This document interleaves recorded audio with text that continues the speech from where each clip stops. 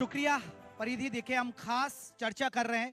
हमने पर्यटन मंत्री जयवीर सिंह से करी चर्चा की आखिरकार सरकार की योजनाएं क्या हैं, जो डेवलपर्स हैं, जो बिल्डर्स हैं, वो रियल स्टेट में कैसे निवेश करें और क्या रास्ता बनता है और सरकार कैसे मदद कर सकती है, सरकार उनका कैसे सहयोग करती है।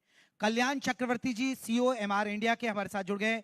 एक बहुत बड़ा ग्रुप है, विदेश ग्रुप है, ये इंडिया में निवेश कर रहा है पूरी ताकत के साथ, अपनी एक नई पहचान बना रहा है। यहाँ पर बहुत सारे मुद्दों पर हम बात करेंगे कल्याण जी से, वो जो सीईओ हैं उनसे, कि आखिरकार इस ग्रुप को यहाँ बढ़ाने के लिए कितनी कोशिशें की जा रही हैं, क्या इनका रोड मैप है, आगे क्या क्या फ्यूचर प्लान है, तमाम पहलुओं पर हम चर्चा करेंगे। कल्याण जी, बहुत बहुत स्वागत है।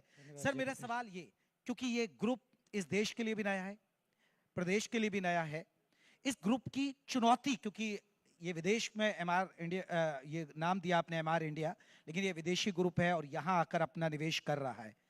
भारत में कितनी चुनौती आप देखते हैं, यूपी में आप इस ग्रुप की कितनी चुनौती देखते हैं, और साथ ही साथ उसमें चुनौतियों के अंदर आपको कितनी सफलता मिल पाई अब तक? धन्यवाद। इंडिया में इतना नया नहीं है जितना आप बोल रहे हैं। हमारे हैज बीन अराउंड लगभग अभी 20 साल खत्म हो गए हैं। 21वीं साल में हम उतरे। 21वीं साल में तो इंडिया में बहुत कुछ राइट्स मिल जाते हैं अगर आप सिटीजन होते हैं। 18 साल में वोटिंग की राइट मिल जाती है, 21 साल में शादी की राइट मिल जाती है। तो हमारे is old enough to be having, यानी जड़ें जमा चुके हैं, जड़ें जमा चुके हैं।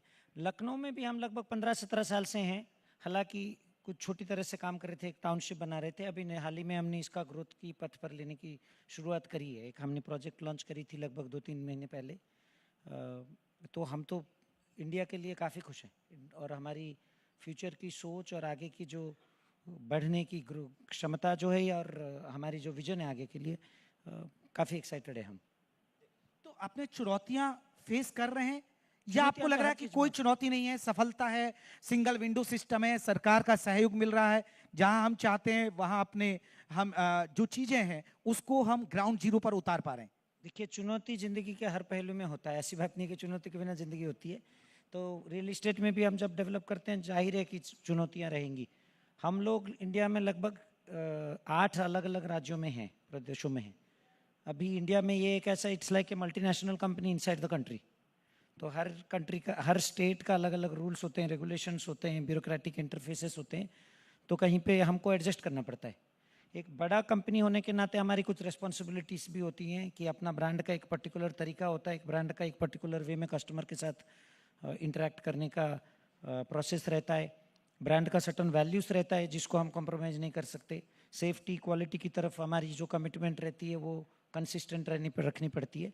तो ये जब आप कंसिस्टेंसी लेके हर जगह जाना चाहते हैं, 7-8 राज्यों में जहाँ पे सेम कंसिस्टेंट ब्रांड आउटपुट देना चाहते हैं, तो आप जैसे जी हैं, आपके भी तो 15-17 चैनल हैं, आप हर चैनल में एक पर्टिकुलर आइडियोलॉजी, एक पर्टिकुलर थीम कंसिस्टेंटली उभरना चाहिए। हम भी वो उभरने की कोशिश करते हैं, उसमें चुनौतियाँ आती हैं। वो कंसिस्टेंसी लाना अपने आप में एक चुनौती होती है, बट वो कंसिस्टेंसी हमारे लिए सबसे बड़ा एडवांटेज भी है कि हम जब एमआर बन के जाते हैं कहीं, लोगों को लगता है जी ये एमआर है, तो ये जो बोलेगा वो करेगा, समय पे देगा, बैलेंस शीट स्ट्रांग है, ब्रांड स्ट्रांग है, कस्टमर को ठीक से डील करेगा। ये जो 5-6 मूलभूत जो हमारी वैल्यूज होते हैं, उसको हर जगह लेके जाने के लिए चुनौतियाँ आती हैं, बट ऐसी कोई चुनौतियाँ नहीं जिससे हम डर जाएं और कतरा जाएं। सर, इंटरनेशनल कंपनी है आपकी और अब 20 साल आपने जिक्र किया, 21वां साल आपको होने जा रहा है और कई राज्यों में आपकी कंपनी इस वक्त काम कर रही है। लेकिन मेरा सवाल आपसे ये है कि हर एक प्रदेश की जो संस्कृति है, रहना सहना है, बहुत अलग है। इंटरनेशनल के हिसाब से क्या यहाँ के लोग पसंद कर पा रहे हैं, क्या एक्सेप्ट कर पा रहे हैं आपकी चीज़ों को? आई थिंक धीरे धीरे कन्वर्जेंस हो रहा है कस्टमर एक्सपेक्टेशंस का। कस्टमर भी टेक्नोलॉजी के कारण, डिजिटल दुनिया के चक्कर में, या फिर जो एक्सपोजर बढ़ रहा है कस्टमर का, इंटरनेशनल ट्रैवल्स काफ़ी बढ़ गई हैं। अभी Lucknow 10 years ago Lucknow now काफ़ी चेंजेस आ गए हैं, इंटरनेशनल फ्लाइट्स यहाँ से भी चलने लगी हैं। तो ये सब जब होता है, नज़रिया बदल जाता है। इन्फॉर्मेशन का रिवोल्यूशन, आप लोग तो इन्फॉर्मेशन के बीच में बैठते हैं, आप लोगों का बिजनेस ही इन्फॉर्मेशन का है। तो आप लोग समझ सकते हैं कि कस्टमर का जो नॉलेज बेस है, कस्टमर का जो इन्फॉर्मेशन बेस है, अवेयरनेस है, एक्सपोजर है, काफ़ी बढ़ चुका है।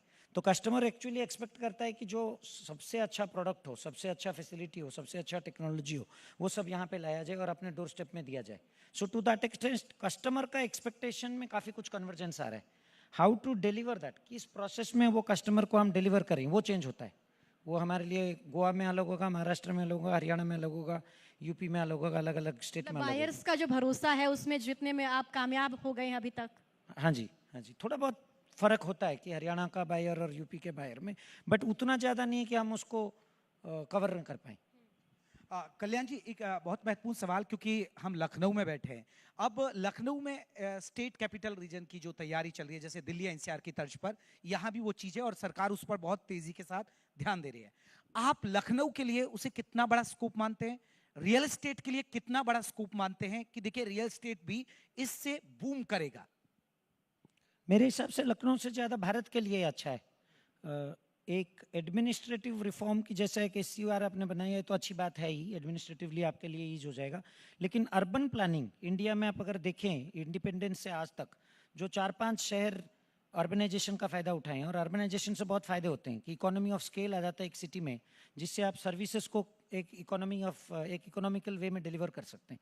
तो वो जो है 4-5 आज तक मान लीजिए 7 शहर हैं जिनको फ़ायदा मिला, तो मेट्रो सिटीज़ जो हम बोलते हैं 7-8, मेरे हिसाब से उसके बाद लखनऊ की बारी आती है, तो टॉप 10 में ज़रूर आ जाते हैं। बट ये जो रिवॉल्यूशन आने वाला है, ये 40 लाख का लगभग का शहर जो अगले मान लीजिए 20 साल में 2 करोड़ 3 करोड़ का शहर जो बनने वाला है लखनऊ, मेरे हिसाब से उसके लिए जो फाउंडेशन है वो नींव ऐसे मेजर से आता है। Now you have defined about 250 kilometres, you have defined this 6 districts. इनसे जो अर्बनाइजेशन की प्लानिंग बेटर करना, आज से करना बेटर है। सर, MR एक ग्लोबल प्लेयर है और अब हम जिक्र करने वाले हैं ये है कि रियल स्टेट बायलॉज का। क्या इसका असर MR पर पड़ रहा है? सबके ऊपर पड़ेगा। आई थिंक ये असर किसी ग्रुप के लिए नहीं पड़ा है, ये असर अर्बनाइजेशन के लिए पड़ा है। आपकी जब अनलिमिटेड FSI मिलता है उससे जो फ़ायदा होता है वो एंड कंज्यूमर का सबसे पहले होता है, क्योंकि लैंड प्राइसेस एक रीजनेबलनेस में आ जाता है, लैंड प्राइसेस में रैशनलाइजेशन आ जाता है।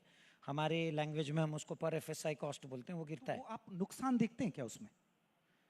अगर ठीक से अर्बनाइजेशन की मेजर करें नुकसान नहीं दिखता है मेरे को, क्योंकि this is not the first state, ये पहला राज्य नहीं है जहाँ पे ये हुआ है। तेलंगाना में लगभग 15 साल से अनलिमिटेड FSI का चल रहा है। आप अगर न्यूयॉर्क में जाएंगे, सिंगापुर में जाएंगे, छोटी छोटी जगह हैं वो इन टर्म्स ऑफ एरिया, लेकिन डेंसिटी बहुत ज़्यादा है। लेकिन जो इंफ्रास्ट्रक्चर चाहिए, इसके ऊपर लोड बढ़ता है इंफ्रास्ट्रक्चर का, और कुछ भी नेगेटिव इसमें कुछ है नहीं। इंफ्रास्ट्रक्चर क्या चीज़ है? सोशल इंफ्रास्ट्रक्चर, जैसे आपकी स्कूल्स हो गई, हॉस्पिटल हो गई, या फिर पार्क्स हो गई, और other infrastructure like sewerage, water, electricity. जब तक हम ये 4-6 चीज़ें दे सकते हैं तो इसका कोई डाउन साइड नहीं है। और मेरे हिसाब से हम उस स्टेज में पहुंच चुके हैं जहाँ पे भारत का GDP भी उस स्टेज में पहुंच गया है, 2700-2800 per capita in dollar terms. और उत्तर प्रदेश का भी जो एडमिनिस्ट्रेटिव ग्रिप है, स्ट्रेंथ है, मेरे हिसाब से मेरे को कोई डाउन साइड दिखता नहीं है, डुएबल है।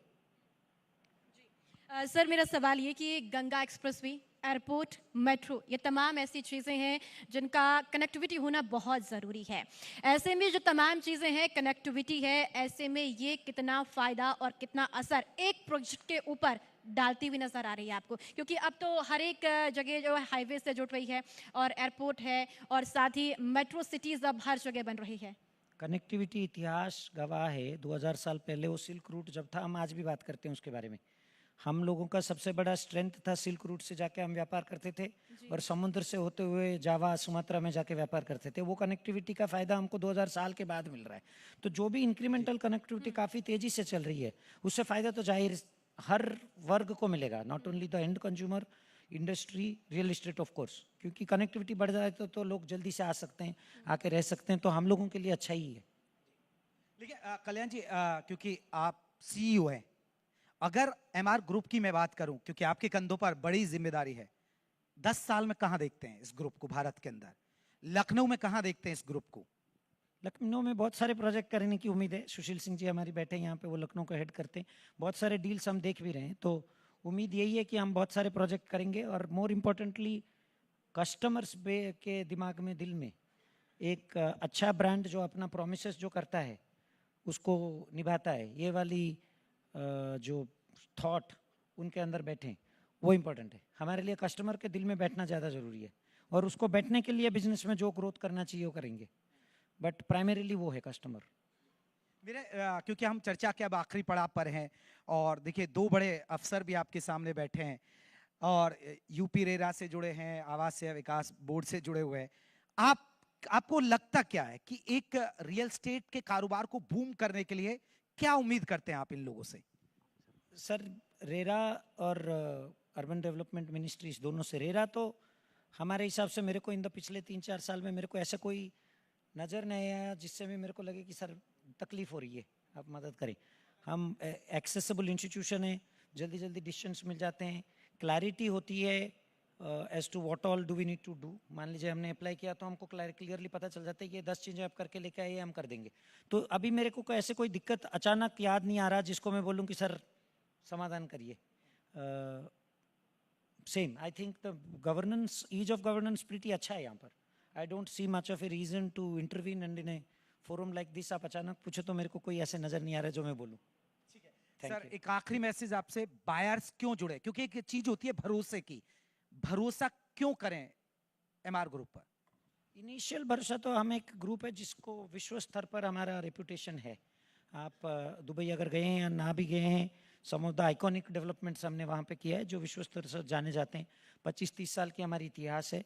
इंडिया में आज तक हमने लगभग 30,000 घर बेचे हैं और 30,000 घर डिलीवर कर चुके हैं। एक ही जगह पे डिफ़ॉल्ट नहीं हुई है, डिले हो सकती है, थोड़ी बहुत हुआ हो, लेकिन डिफ़ॉल्ट कहीं नहीं हुई है। कहीं पे ये नहीं हुआ कि हमने बेच दिया और करा नहीं। तो बायर को जो मिला है वो ज़रूर मिले, जो बिका है वो ज़रूर मिलेगा। क्वालिटी सबसे अच्छी रहेगी, उसमें कोई कॉम्प्रोमाइज़ नहीं रहेगा। तो आप जब खरीद रहे हैं वो आपको मूलभूत तरीके से एक अच्छी प्रोडक्ट आपको मिलेगी। चलिए कल्याण जी, बहुत बहुत शुक्रिया, आप हमारे इस मंच पर आए और आपने अपने जो बहुत सारे प्रोजेक्ट्स आप जो लेकर आ रहे हैं उनके बारे में जानकारी दी। मैं आपके भविष्य के, आपके प्रोजेक्ट्स के लिए शुभकामनाएं देता हूं। बहुत बहुत धन्यवाद सर, थैंक यू। बहुत शुक्रिया कल्याण चक्रवर्ती जी। अब मैं आपसे निवेदन करूंगी आप अपना स्थान ग्रहण करें। MR India real estate industries ने अपनी गुणवत्ता, विश्वसनीयता और नवीनता के लिए एक उदाहरण है। कंपनी ने भारत में प्रीमियम और लग्जरी आवासीय परियोजना के माध्यम से अपने ग्राहकों को बेहतरीन जीवन शैली प्रदान की है। उनकी डिजाइनिंग में आधुनिकता और पर्यावरण का खास ध्यान रखा जाता है और जिसका जिक्र भी चक्रवर्ती सर ने इस मंच के जरिए किया भी है कि कैसे एमआर इंडिया अब अपने नए प्रोजेक्ट को भारत में लेकर आ रहा है और कैसे जो यहाँ के बायर्स हैं उनको कैसे संतुष्ट किया जाएगा।